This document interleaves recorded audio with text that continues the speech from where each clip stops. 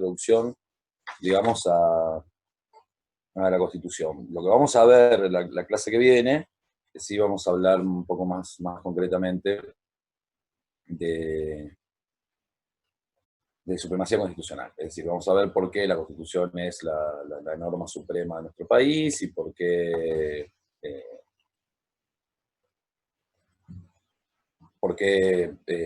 ninguna ley inferior, es decir, ninguna otra normativa de nuestro país puede contradecirla, digamos, en su espíritu, ¿no? Bueno, mientras sigo admitiendo un poco de gente. Ah, bueno, ahí está. Ahí Oriana dice, vamos a ver la clase del capítulo 6. Ya está sobre, pero el campo estaba colgado el video sobre el capítulo 6. Está bien, entonces, claro, pero el libro está al revés. Bueno, a ver, tranquilos y tranquilas. Hoy hablamos de un repaso muy general sobre la Constitución y la que viene hablamos de la supremacía constitucional.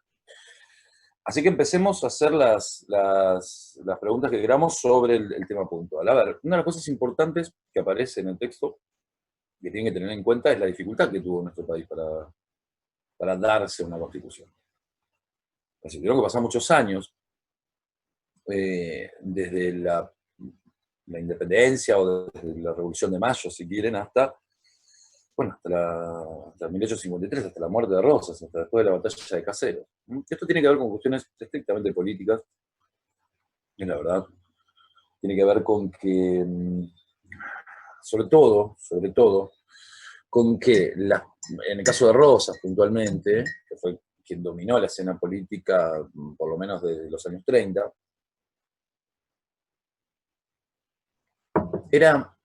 pertenecía al Partido Federal, pero el caudillo de Buenos Aires. Y todo el punto de la Constitución Nacional va a estar en cómo concertar un sistema presuntamente federal. Todos sabemos que, a ver, ¿a qué responde el federalismo? ¿A qué responde el federalismo? Mientras estoy leyendo las preguntas que puedan hacer. Y a la idea de entidades autónomas, es decir, las autonomías, en nuestro caso provinciales, que tengan, en las cuales incluso reside el poder originario, ¿no? Cuando uno va al federalismo, dicen poder originario de las provincias, o regiones, o estados, como es en Estados Unidos, no importa. Y todo el poder que se le delega al poder central es porque las provincias lo delegan. Nuestro país es federal, al principio es federal, formalmente. Ahora, ¿ustedes creen que la posición de Buenos Aires no es dominante? Porque no existe un gobierno centralista. Sí, nunca ha sido de otra manera. Nunca ha sido de otra manera. Entonces, el gran problema para dictar una constitución fue que cuando la persona, el actor político más importante de la época, que era Rosas, era federal por un lado, con algunas cosas federales, y yo, pero al ser el capo de Buenos Aires, no quería dictar una constitución federal. Porque dictar una constitución federal suponía que, bueno, básicamente lo que suponía era perder muchos de los privilegios de Buenos Aires.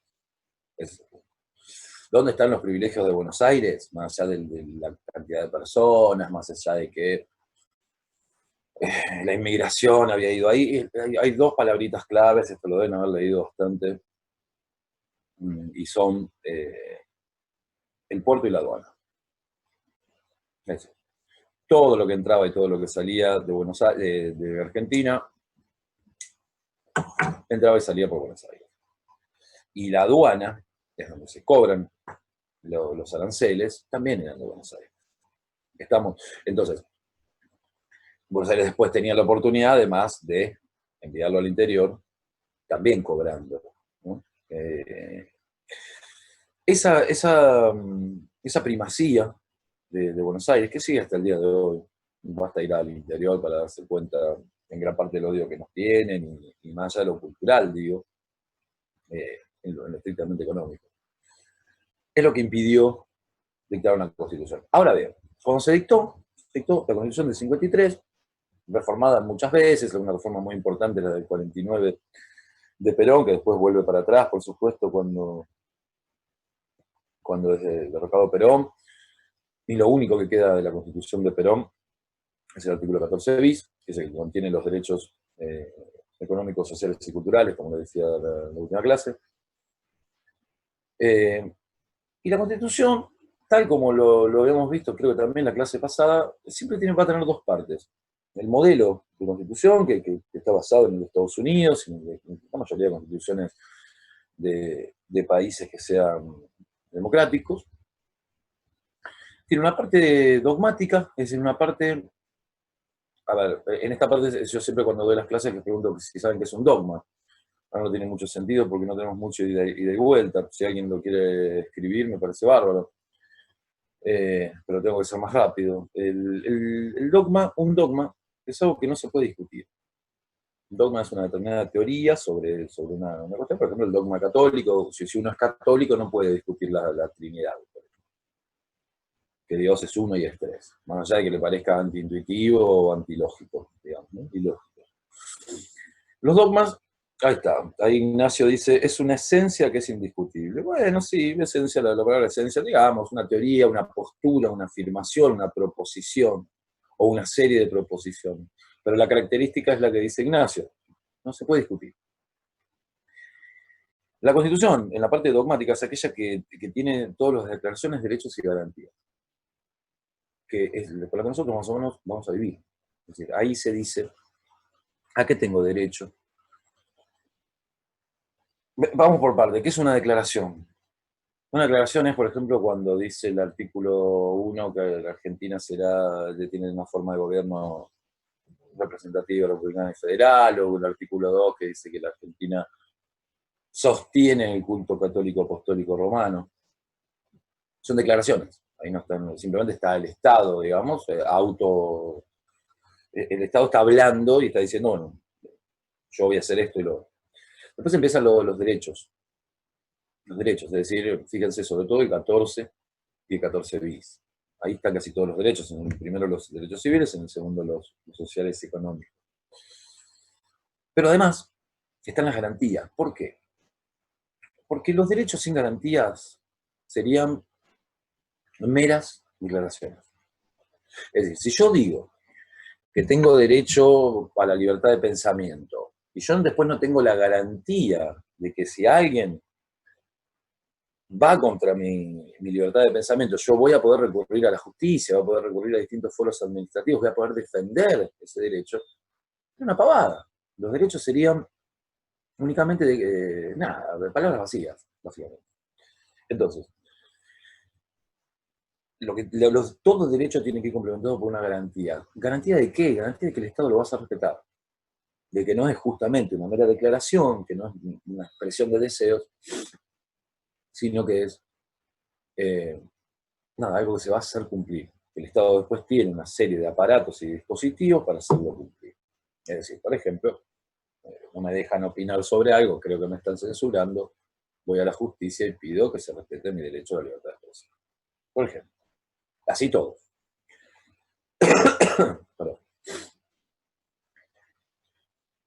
La parte orgánica, la segunda parte, es tal como lo dice el nombre, es la exposición de los requisitos y atribuciones de los órganos del Estado. El Estado tiene tres poderes, y ahí se explica, básicamente se explica mucho más, y esto ténganlo en cuenta, léanlo entre líneas, o bueno, más adelante se van a dar cuenta por qué, digo, se explicita mucho más las funciones y las atribuciones del Poder Ejecutivo y del Poder Legislativo. En el artículo 99 van a tener las atribuciones del Poder Ejecutivo, en el artículo 75, estos artículos están repletos de incisos, ¿no? Van a tener las atribuciones en el 75, le decía, del Poder Legislativo. El Poder Judicial está mucho menos reglado. En el Poder Judicial se habla de que va a haber una organización con un Tribunal Supremo y con tribunales inferiores, y más o menos se dice qué necesitas para ser juez o jueza, pero no mucho más. Esto me parece sospechoso, siempre me parece sospechoso. Después, ustedes cuando vayan leyendo y entendiendo la Constitución, en esta cruzada y también a través de los años, podrán sacar sus conclusiones, sobre todo cuando vean el funcionamiento de la justicia, porque si están estudiando abogacía, la mayoría de ustedes van a tener que interactuar con la justicia de un lado o del otro. Pero son mucho menos las atribuciones que hay. Vamos a hacer un punteo por algunas, porque básicamente es esto, por eso les digo, vean y busquen el capítulo el video, perdón, que está en el grupo de Facebook, porque ahí el video correspondiente a esta clase está mucho más explicitado, es un poquito más largo y tiene más tiempo para desarrollar un poco los conceptos. Lo que hacemos es un planeo, un vuelo a ojo de pájaro de los artículos más importantes o la organización. ¿Cómo empieza la Constitución? Y yo me acuerdo, seguramente a ustedes les habrá pasado lo mismo, de haber estudiado en la primaria, supongo, de memoria, el preámbulo, el famoso preámbulo. Bueno, el preámbulo, ¿qué viene a ser? El preámbulo es una expresión de deseos. Acá pregunta Camila cuál era el grupo de Facebook. Se llama Armonía, Derecho y Felicidad. Búsquelo así. Suscríbanse, no sé cómo se hace, le piden autorización, igualmente la gente que de la cátedra está siempre en contacto cada vez que se le pide permiso y los habilita. Bueno, les decía, el preámbulo. El preámbulo es una expresión de deseos. Una expresión de deseos, y es una expresión de deseos, porque la verdad que si uno va viendo las cosas que va diciendo el preámbulo, acuérdenselo, ¿no? De memoria. A ver, hagamos una práctica chiquitita. Escriban alguna de las cosas, por ejemplo, afianzar la Unión Nacional. Acuérdense, los que se acuerden y las que se acuerden, y vayan diciéndome alguna de las cosas. De esas cositas, de cada una de las frases que se suponían aspiraba la República a través del preámbulo, ¿no? Porque es como una puerta de entrada, es como una carta de presentación, en la cual yo digo, bueno, voy a hacer una constitución para esto. Lo de afianzar la Unión Nacional tenía que ver, por ejemplo, ahí está, afianzar la justicia, dice Ian. Bueno, no quiero ser irónico, pero no sé si lo tenemos cumplido. La verdad que los casos más importantes de este país generalmente han quedado irresueltos, por ejemplo. Promover el bienestar general, dice Ian. ¿Qué podríamos decir de eso? El bienestar general es el bienestar de todos, y creo que Argentina claramente, como la mayoría de países de esta región, no tiene un bienestar general. No es cierto que haya un bienestar general. Asegurar los beneficios de la libertad. Bien, ya. Bueno, la libertad. En fin, bueno, no es un tema justo para hablar mucho ahora, ¿no? Ahí está, ahí se comparan todos. Constituir la Unión Nacional. Lo que hablábamos antes, eso tiene que ver con los federales y unitarios, ¿no? Veníamos de guerras civiles. Promover a la defensa común. Promover a la defensa común. Esto también, como estaban divididas en regiones, el país, la idea era que si tocaba una provincia nos tocan a todos. Consolidar la paz interior es lo mismo que antes. ¿Qué quiero decir con esto? Ya cortemos con esto. ¿Qué quiero decir con esto? Que parece que la mayoría de los objetivos terminan siendo una expresión de deseos. ¿Por qué? Porque han sido muy pocos cumplidos. Más allá de la suerte o no suerte que hayamos tenido, más allá de la lucidez o incompetencia de los gobernantes que hayamos tenido, Argentina sigue estando dividida, Argentina sigue siendo desigual, Argentina no logra un bienestar general, Argentina, bueno, entonces, digamos, aquello que nos han hecho repetir, se tendría que hacer carne directamente, ¿no? Tendría que haber sido algo que en todos nosotros y nosotras lo entendiéramos. Si vayan a bailar a Rosario y que se enteren que son de Buenos Aires, van a ver cómo la van a pasar, digamos. Puede parecerle una cosa que tenga que ver con su edad, digamos, ¿no? Siguen habiendo odios, sigue habiendo.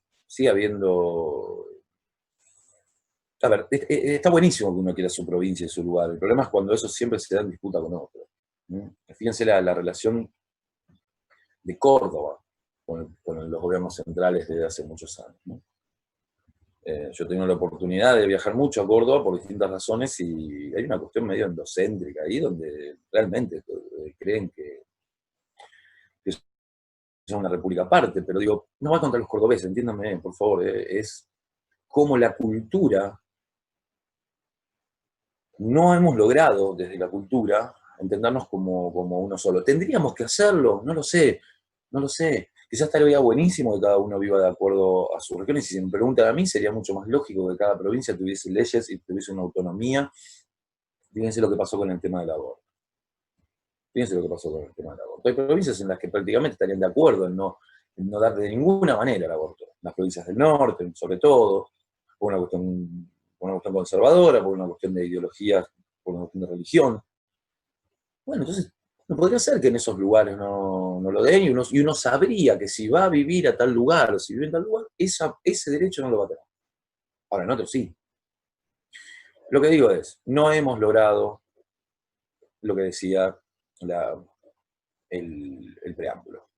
Insisto, yo tampoco sé si está bien o está mal. Lo que digo es, cuando uno pone determinadas expresiones, se sobreentiende que era para lograrlas, ¿no? Vamos a hacer un pequeño punteíto que tengo acá de artículos importantísimos, digamos, aquellos que son infaltables.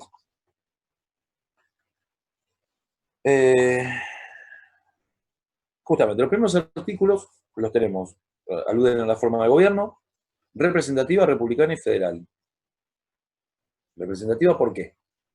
Porque el pueblo no delibera ni gobierna sino a través de sus representantes. Primero. Republicana, ¿por qué? Les expliqué, más allá de todas las pavadas que se dicen hoy en nombre de la República, de quién defiende la República, y el guardián de la República, y lo que fuera, la República es la división de poderes. La República es que existe efectivamente la división de poderes a nivel funcional y a nivel de control mutuo entre ellos. Ese es el punto.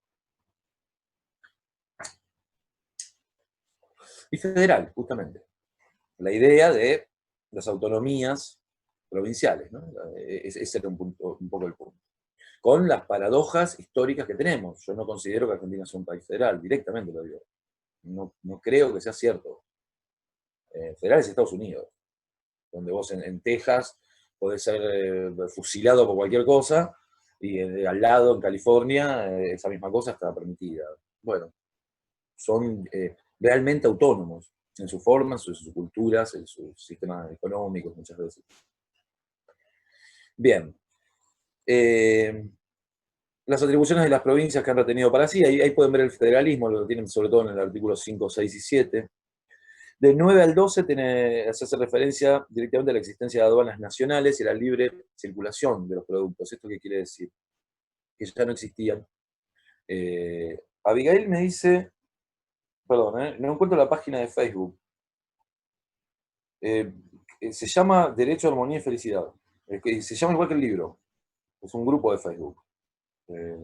¿Estás en el grupo? Pregunta Franco, paso el link. Dale, Franco, copate. Bien, vuelvo. El tema de las aduanas es importante. Que no existan, las aduanas sean nacionales, es decir, que si yo hago un producto en Santiago del Estero hasta que llegue a Buenos Aires o al revés, no vaya atravesando cada provincia y en cada provincia me cobren un impuesto. Porque si no el producto termina valiendo una fortuna. ¿Se dan cuenta? Esto tenía que ver, obviamente, con las guerras intestinas que había habido antes entre unitarios y federales, sobre todo los grupos, ¿no? Por ejemplo, la parte de la Mesopotamia, Entre Ríos, Santa Fe, Corrientes, digamos, con Córdoba, con Buenos Aires, ¿no? Bien, ¿qué más? Y por supuesto, la libre circulación de los bienes en el territorio nacional, ¿no? El artículo 14 es uno de los más importantes, son los derechos civiles de todos los habitantes de la nación, directamente, ¿no? Mientras que, acuérdense, las libertades civiles, ¿cuáles son?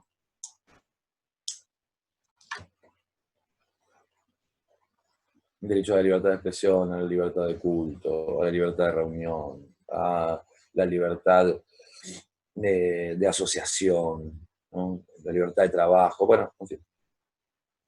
Las libertades civiles que tenemos al vivir todos los días. Y el 14, bis, ¿no? Que fue lo único que quedó de la reforma que había hecho el peronismo en el 49, que es una constitución, por supuesto, mucho más relacionada con lo que ya vamos a ver más adelante en la cursada, se llama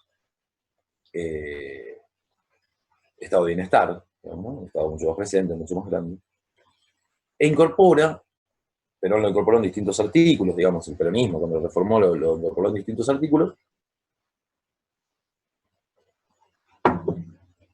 La Constitución de Perón fue borrada pero quedó el 14 bis. El 14 bis tiene los derechos elementales de los trabajadores, básicamente. Derechos económicos, sociales y culturales. Básicamente aparecen ahí cuestiones que ahora a nosotros nos parecen elementales, ¿no? Como la jornada la limitación de la jornada de trabajo, las vacaciones pagas, el derecho a la asociación gremial, todo lo que tiene que ver, sobre todo con el trabajo, pero no con el puesto de trabajo, sino con la forma de solventarse uno en la vida. Digamos. Entender que las personas tienen que tener esos derechos para poder sobrevivir, ¿no?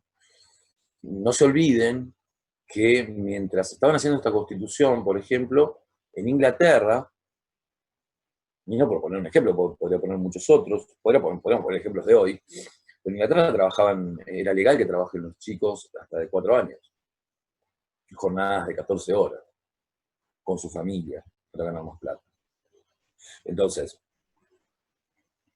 fijémonos que tiene sentido a veces limitar la jornada laboral o empezar a dar derechos elementales sobre la condición de lo que es el trabajador o la trabajadora moderna luego de la revolución industrial. Ese es el punto, ¿no? Es un artículo sumamente importante, ¿no? Y muchas veces muy irrespetado. O, ¿quién se cree que hace las zapatillas Nike que ustedes usan? ¿Y las hace un taiwanés a punta de pistola o por un puñado de arroz? Vamos a decir la verdad. ¿Qué se cree que tiene los derechos de vacaciones pagas? No, no seamos hipócritas. La verdad. Pero bueno, en otro país se intenta, en otro país donde la mujer del expresidente tiene placeres clandestinos, ¿verdad? ¿Qué podemos decir? Y no es político esto. Esto es para mostrar que incluso hasta qué niveles sociales se sigue no respetando este tipo de cuestiones. Bien. El artículo 15, que se marca como muy innovador para la época también, prohíbe la esclavitud y consagra la libertad de vientre, es decir, que las personas que todavía eran esclavas y estaban embarazadas, nacerían libres los chicos, ¿no? Abolir la esclavitud en esa época era bastante importante, bastante importante. Que ustedes vean que en muchísimos países, sobre todo en Estados Unidos, continuó durante muchísimo tiempo más, oficialmente, y continúa en cierta parte de forma subterránea. Les recomiendo una serie que vi hace poco con mi pareja que se llama Así nos ven. Es un caso famoso de 5 chicos negros que juzgaron culpables violando todas las formas judiciales y después tuvieron que indemnizar el estado de Nueva York porque comprobaron que no había sido. Los acusaban de una violación a una joven blanca. Mírenlo porque es una serie muy dura, pero es real. Y explica cómo todavía ciertas cuestiones relacionadas con la esclavitud o con el racismo siguen vigentes. Bien, el artículo 17, y acá nos damos cuenta, acá Valeria dice, vi esa serie, está buena, se llama Así nos ven. No me acuerdo cómo es el nombre en inglés, pero es exactamente igual, no conozco mucho el idioma. Igual está en Netflix, básicamente. El artículo 17 marca la tradición liberal de nuestro país. ¿Por qué? Porque se da el derecho a la propiedad privada. ¿Mm?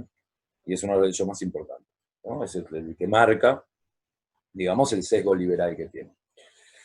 Bien, el artículo 18 se garantiza el debido proceso, es decir, hay un conjunto de dispositivos procesales que yo tengo que tener para que me juzguen.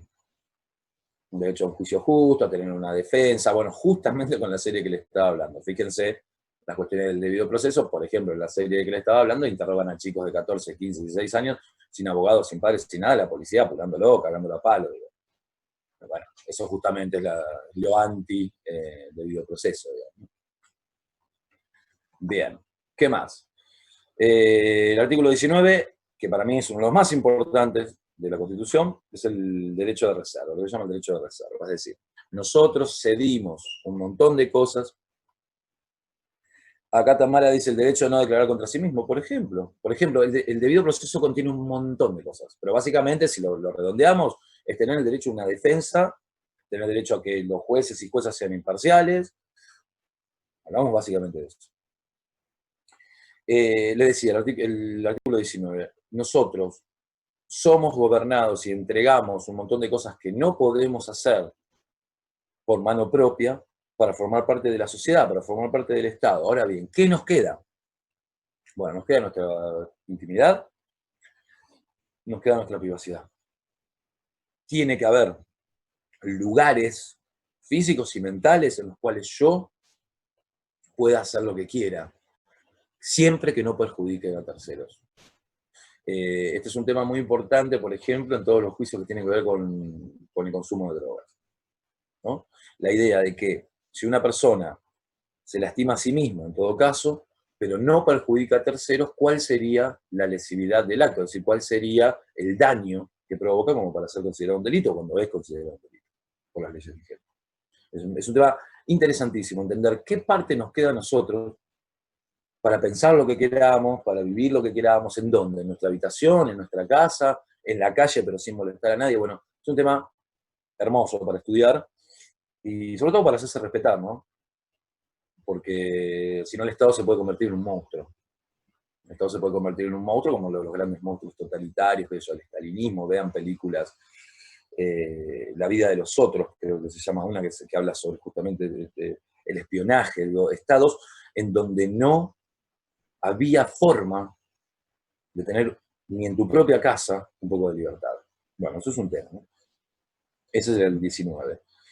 Los artículos 20 y 25 hablan de la migración, ¿no? Argentina como... Bueno, me quedan 10 minutos, me lo acabo de marcar, así que voy a acelerar un poquito. Me parece que esto no van a tener muchas preguntas, porque la verdad que es leer la Constitución, ¿no? Y en esto es leer el abuelo de pájaro, chicos, no hay mucho misterio. La cuestión de la migración es muy importante. Argentina es un país que se ha formado a partir de la migración y de llamar a las personas a venir. El artículo 21 se alusiona al derecho de rebelión del pueblo frente a la opresión del gobernante ilegítimo. Eso es muy importante. Eso fue incorporado por Locke, en inglés, que junto con Hobbes formó el contractualismo, inventó todo esto. Fue el que dijo, tiene que haber un derecho de resistencia a la opresión. Es decir, si un gobernante, por más que haya subido legítimamente, comienza a gobernar para sí mismo, para su casta, y bueno, yo como pueblo está el derecho a rebelarse, digamos, ¿no? Esto, por supuesto, acuérdense del 2001, ustedes eran todos chicos, pero investiguenlo, ¿no? Bueno, vamos a ver hasta qué punto, ¿no? Uno se puede rebelar y no. Después se habla del estado de sitio, ¿no? Que son temas bastante parecidos a lo que están pasando ahora, más allá que no se haya declarado el estado de sitio, es decir, la idea de que no puede haber reuniones en la calle y demás. El artículo 30 establece el mecanismo para reformar la Constitución. Acuérdense que a la parte dogmática, nuestra Constitución tiene declaraciones de derechos y garantías, después hay otro acápite, otro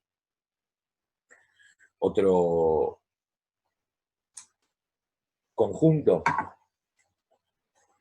que son nuevas declaraciones de derechos y garantías. Ese es el punto. ¿Por qué? Porque no se pueden modificar. Las normas que están en las declaraciones de derechos y garantías, al ser dogmáticas, son pétreas, es decir, no se pueden reformar. Entonces, formaron otro grupo atrás que dice nuevas declaraciones de derechos y garantías. Acá tengo algunas preguntas. Lo de la cláusula cerrojo en el Pacto de Olivos, Franco, preguntámelo por mail. Haceme un favor, mandame por mail y yo te lo explico, porque no llegaría a explicarlo ahora, me quedan minutitos nada más. El iPhone de Karen me pregunta el artículo 29, lo mismo, mándamelo si no lo entendés. No pasa nada. Porque no puedo pararme en los artículos porque vamos a tardar un montón. Estoy dando los más importantes, digamos. Bien, el 37 me parece importante, por ejemplo. La garantía, digamos, la garantización del derecho al sufragio universal, igual, secreto y obligatorio, ¿no? Eso es muy importante también. Recién ahí se establece o se consagra esta forma de sufragio, esta forma de elegir a los gobernantes, ¿no? O a algunos de los gobernantes, no todos. El 39 y 40 son importantes también porque forman digamos, se establece lo que se llaman mecanismos de democracia semidirecta, que tiene que ver con la iniciativa, la consulta popular y el derecho de iniciativa. Es decir, cómo una persona puede, con determinada cantidad de firmas, obligar al Congreso a tratar un tema, ¿no? Es una iniciativa. Y la consulta popular que se podría dar, por ejemplo, hoy, estaría muy bien que se hiciera una consulta popular, me parece, sobre el tema que está pasando, ¿no? Al haber tanto operador contra la pandemia y tanto operadora, tanta gente que utiliza políticamente esto, desde los que niegan la existencia del virus, y hay todos unos delirios ahí, a las que dicen, bueno, esto lo hizo el kirchnerismo y qué sé yo. La verdad que las presiones que está sufriendo el presidente, para mí lo más lógico que tendría que hacer es, votemos.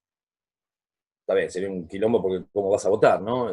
Pero no sé, ¿por qué? Porque las consultas populares serían eso, las consultas populares no son obligatorias, es decir, yo te pregunto por sí o por no, si queremos hacer tal cosa. No son obligatorias, no son vinculantes, técnicamente se dice vinculantes, pero establecerían qué querría un pueblo. Bueno, si un pueblo se quiere suicidar saliendo y contagiándose en todos los lugares de transporte, está bien que lo hagan. Porque si no, parece que hay un momento en el cual nunca nos vamos a poner de acuerdo, ¿no? Lo estoy diciendo desde un lugar más bien informal, no, no, es obvio que no va a proceder algo así. Generalmente nunca se hacen consultas populares. Acá se hizo una consulta popular importante eh, en su momento, que en realidad se llamó plebiscito, que tenía que ver con si se entraba en guerra o no con el canal de Beagle con Chile. Eso fue en el 85, en el gobierno de Alfonsín. Bien. El artículo 41 alude al derecho al ambiente. ¿Por qué? Acá estamos, las nuevas declaraciones de derechos y garantías. Ahí aparece el derecho al ambiente sano, es lo que la semana pasada hablábamos de derecho de tercera generación. ¿Sí? Derecho a un ambiente sano, y el 42, los derechos de los consumidores. El 43 lo vamos a dejar aparte, porque el 43 es muy importante, porque contiene el habeas corpus, el habeas data y la acción de amparo. Y esto lo vamos a ver concretamente en una clase mucho más puntual. Digo, por la importancia del tema, para nuestra función, para nuestra materia, digamos, ¿no? de derechos humanos. Pero tengan en cuenta, el 43 incluye eso. Y después, desde el 44 hasta el 76, tenés requisitos para ser diputado o diputada, senador, senadora, los mecanismos de elección de cada uno de ellos o ellas, consagrando el sistema DONT en el caso de los diputados y el número cerrado en el caso de los senadores. Eso, léanlo. También lo vamos a ver más concretamente igual. Después hay una de las clases que tiene que ver justamente con los sistemas electorales y demás. Garantizando la representación proporcional, acuérdense, por supuesto, que los diputados representan a la nación y los senadores a las provincias y así, ¿no? Bien. En el caso de los senadores, 3 por cada provincia y por la Ciudad Autónoma de Buenos Aires. Esto no tiene que ver con la población que tengan, sino que son 3 por provincia. En el caso de diputados sí se va a hacer de otra manera. El 75, como les dije, son una lista interminable de incisos con las atribuciones del Poder Legislativo. Es uno de los atributos más importantes que puede haber. Ese y el 99, que habla de las atribuciones, pero del Poder Ejecutivo. ¿Por qué son de los más importantes, chicos? Y porque ahí vamos a ver estrictamente cómo funciona la democracia. Y podemos verlo a la luz de nuestra propia historia, de nuestro propio presente, ver si eso es así. Que eso funcione así. Bien. A ver, ¿qué otro artículo me parece importante? El 100, el artículo 100, después de las atribuciones del Poder Ejecutivo, se crea la figura, en la reforma del 94, se crea la figura del jefe de gabinete. Jefe de gabinete, o sea, acuérdense que el Poder Ejecutivo, un presidente, una vicepresidente, no importa el género, y una cartera de ministros, es decir, ministros elegidos por ellos, no por el pueblo. Ministros se pueden poner y sacar. La figura del jefe de gabinete apuntaba a hacerlo más democrático, es decir, una figura que controle un poco la relación entre los ministros y el presidente y demás. No funcionó así porque ¿a quién ponen de jefe de gabinete todos? Amigos de ellos. Es decir, Marcos Peña era el amigo íntimo de Macri, por eso era bueno, y así lo mismo. Alberto Fernández en su momento fue jefe de gabinete de Néstor Kirchner, porque eran amigos. Bueno, la verdad que se ha diluido en la práctica la función que podía tener interesante que pueda tener esta figura del jefe de gabinete. De los artículos 101 a 107 se habla de las responsabilidades de los ministros y ministras. Y después del 108 al 115 se habla del Poder Judicial en general, estableciendo la Corte Suprema y demás. Bueno, voy a cortar porque me queda un minuto. Lean, vayan por favor al video, porque este tema siempre nos pasa lo mismo en todas las clases, incluso cuando lo tenemos presenciales, es demasiado largo explicar. Nadie les va a tomar estos artículos, chicos. Si quieren que les diga la verdad, nadie les va a tomar qué dice tal artículo, nunca. Pero está bueno que lo vayan viendo, está bueno que lo vayan viendo. Y Ludmila me pregunta, en la clase del día lunes, ¿vamos a ver supremacía constitucional? Sí, efectivamente, creo que el tema que sigue es supremacía constitucional. Y acá sí ya entramos en un terreno, primero, muy de parcial, porque son temas que se toman siempre en los parciales, y que aparte es clave para entender en nosotros bueno, justamente la supremacía de la Constitución y después lo que vamos a ver, la relación de esa supremacía con la normativa internacional. Así que, sí, entonces, Tamara dice, entonces decimos clase 6, la próxima 5 que sería supremacía. Sí. Y la verdad que el orden, disculpen si hubo un desorden ahí, a mí me dijeron que tenía que darlo así, pero no cambia nada, chicos. Bueno, los saludo, preguntas por mail, sobre todo las que quedaron acá colgadas, y nos vemos el lunes, yo ahora les mando la invitación para ver supremacía constitucional. Que sigan bien, tengan un buen fin de semana, cuídense todos, ¿vale? Nos vemos, chicos y chicas.